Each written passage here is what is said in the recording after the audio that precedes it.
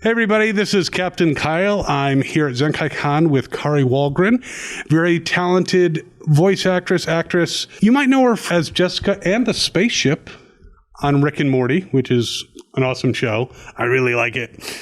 And, she's been in Naruto, Eureka 7, Young Justice, DC Superhero Girls, Wolverine and the X-Men, Mortal Kombat 11. I could go on, but that would probably fill up all the time. So how are you doing today? I'm doing great. Thank you. Thanks for having me on. Well, thank you for spending the time with us. So I have a few professional questions. One is, how did you get involved with Rick and Morty, and what did you think of the concept when you first heard about it? Well, Justin Roiland and I had worked on a Disney show together called Fish Hooks. So we kind of knew each other a little bit, and so he came out with this pilot called Rick and Morty, and it got picked up, and so they were casting some of the roles, and so I don't know if he made sure that I got to read for Jessica, or if it just happened to be, that I lucked out or something, but I auditioned for Jessica and got the role. And, it's so cool because it's one of those situations where, Justin's like, yeah, it's cool. I'm just doing this pilot, and yeah, okay, it got picked up, and we're just going to do this season of this show and everything. And then to see it explode into what it became was just kind of a very wild ride. I can imagine. Yeah. Now, do you want to see Morty get together with Jessica? Oh, man. At least in some dimension, it would be so fun to see them get together. But there's also something hilarious about the fact that it just never, ever quite works out. So I don't know. I go both ways on that one. And now she's one with the universe, so that's kind of difficult. That's right. Now that she's a time god, there's a lot going on in her life, so we'll have to see. But time gods need love too. Time gods need love too. So, as you've auditioned for various parts, how has your experience with the audition process changed, especially, with new technology and then, stay-at-home orders and all that kind of stuff? How has that changed in the industry for you? Well, it's changed a lot. When I first started in Los Angeles, most people would go into their agent's office to do auditions. And so over the years, that has changed more and more people have home setups. And now, because of the pandemic and everything, almost all the recording is done at home. I mean, agents won't even necessarily sign a new client unless they have the ability to record from home. So that part of it has changed a lot. Yeah. I can definitely see that. And with a lot of the secrecy around a lot of shows, has that changed how they present to you, like the characters, and how you're able to come up with a particular character's, voice and mannerisms? Are they not as forthcoming with information about characters, or they make you just sign in blood on an NDA? Well, you do sign in blood. Many NDAs. It's always really hard when you do an interview because, at least for me, I'm going through this checklist of, what can I talk about? What can I not talk about? And if I'm ever in doubt, I just don't talk about it. As far as the secrecy thing, it's been very interesting just because with new technology, there are certain things where just being able to access certain scripts now is a whole process because they're keeping it so private.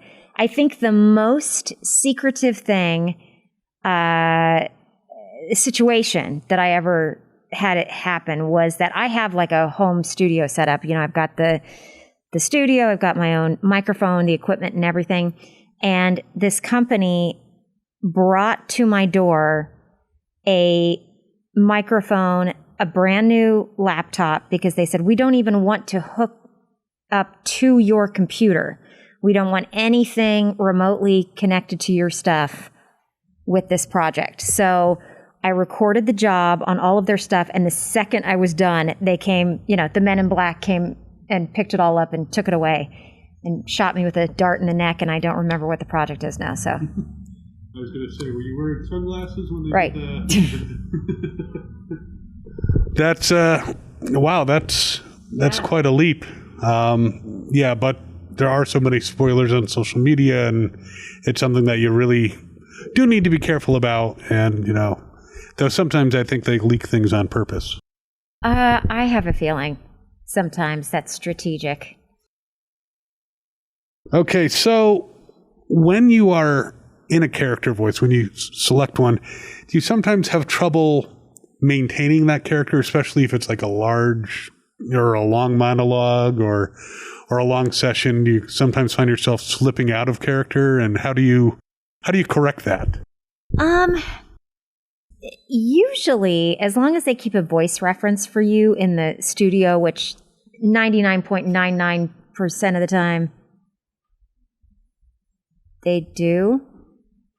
Oh, okay. I thought they were telling me to shut up, but I think that they were telling someone else. I'm not sure. Anyway, this is exciting. You guys got a little behind the scenes action there. Okay. Let me think what I was saying. What was I saying? So they have voice reference. Oh, yeah. So most of the time they have a voice reference for you. And so, and because as a voice actor, you can do multiple jobs a day. We live and die by those voice references because I can't even remember what I did, a day ago. So thank God they keep those. But there are certain voices where they're very taxing on your voice, so you can't do them for longer than a certain amount of time. And one that I can think of, Melina in Mortal Kombat 11 was very textured and very much like this. And after about 2 hours, my voice would be fried. So the first time they tried to book me for 4 hours, and I was like, man, guys, I'm kind of losing my voice after about 2.5 hours. So after that, we made the session shorter. So that's kind of one of the few times. Or if you're doing a video game where you're like screaming and yelling and just getting killed over and over, then sometimes they make those sessions a little bit shorter because you can't sustain them. You've done dubs for various animes, and had to do the voice flapping and all. So what's more difficult, matching your voice to the flaps, or grunting and groaning and dying for video games? Oh, that's a good question because they're both tricky. After you do enough dubbing for anime, like it is a skill. So once you get better and better at it, you can go faster. So that, that's probably a little bit easier unless, of course, you're getting killed in an anime, because then you have to scream and yell and you have to keep it up to time code and picture. So. All right. Good to know. So you've played a lot of different characters or portrayed them. Is there a particular character that you would think would be a good role model for people? And then on the other hand, is there one that you definitely think shouldn't be a role model?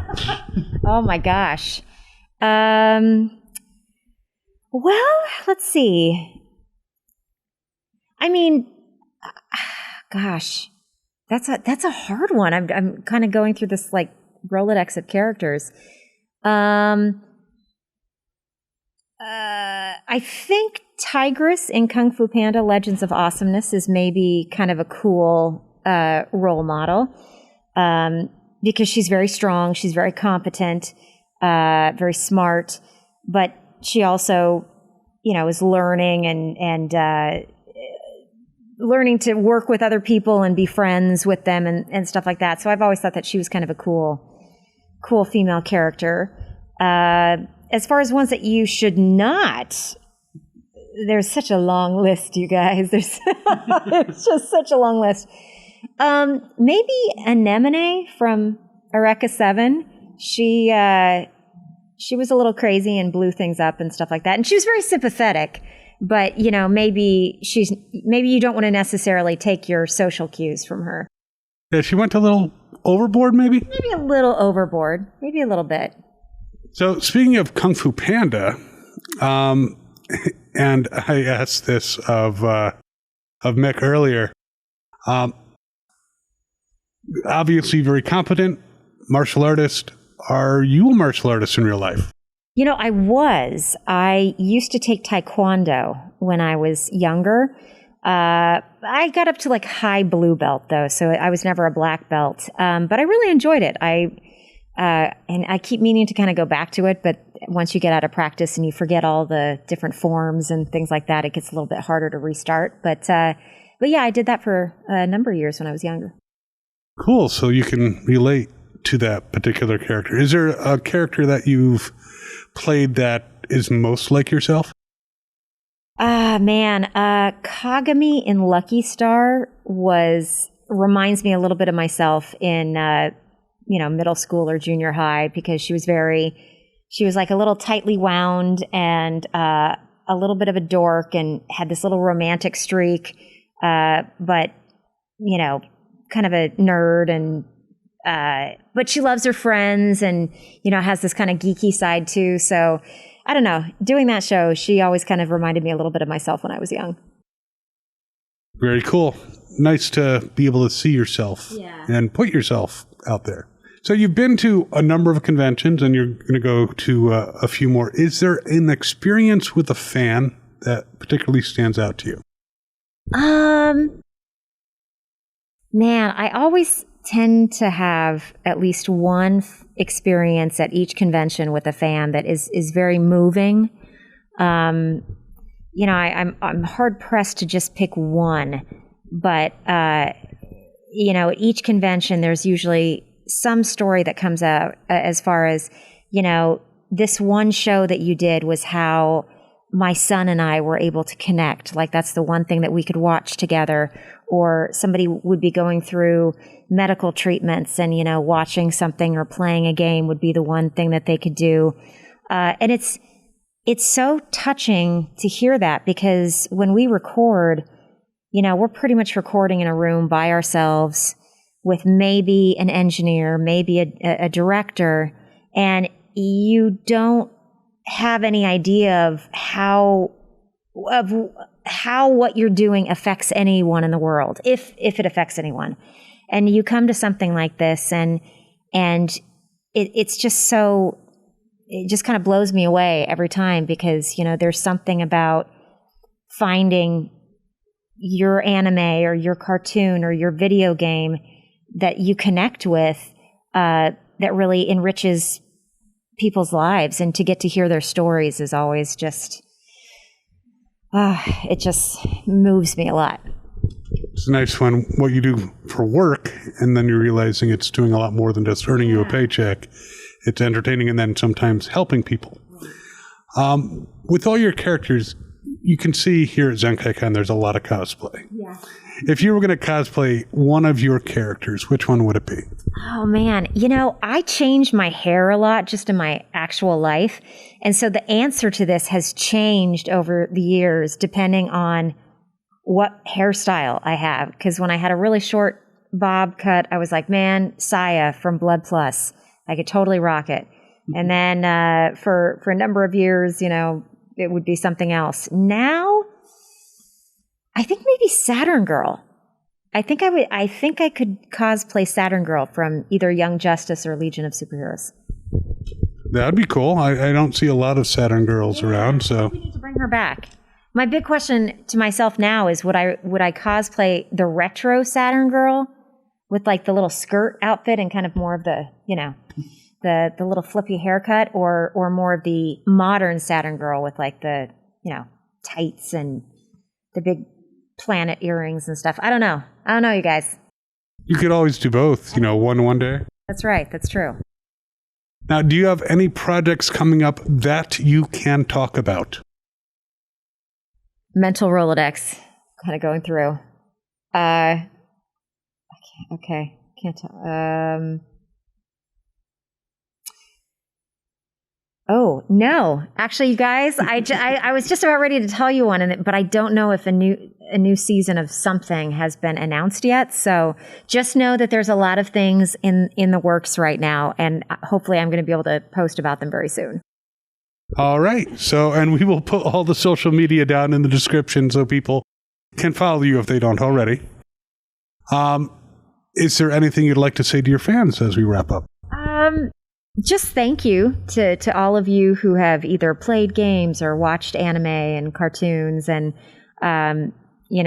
we so appreciate you. And I love hearing from you guys. So please do reach out on social media and, send pictures if you cosplay. I always love seeing pictures of your costumes and stuff like that from different conventions. So keep in touch and thank you. Well, thank you so much, Kari. It's been a pleasure. And thanks everyone out there for watching. And as always, have fun and follow your fandom. Thank you for watching this video. I am Invader Zim, and I traffic in doom. And so, if you do not subscribe to this channel, you will have doom that befalls you by me, Invader Zim.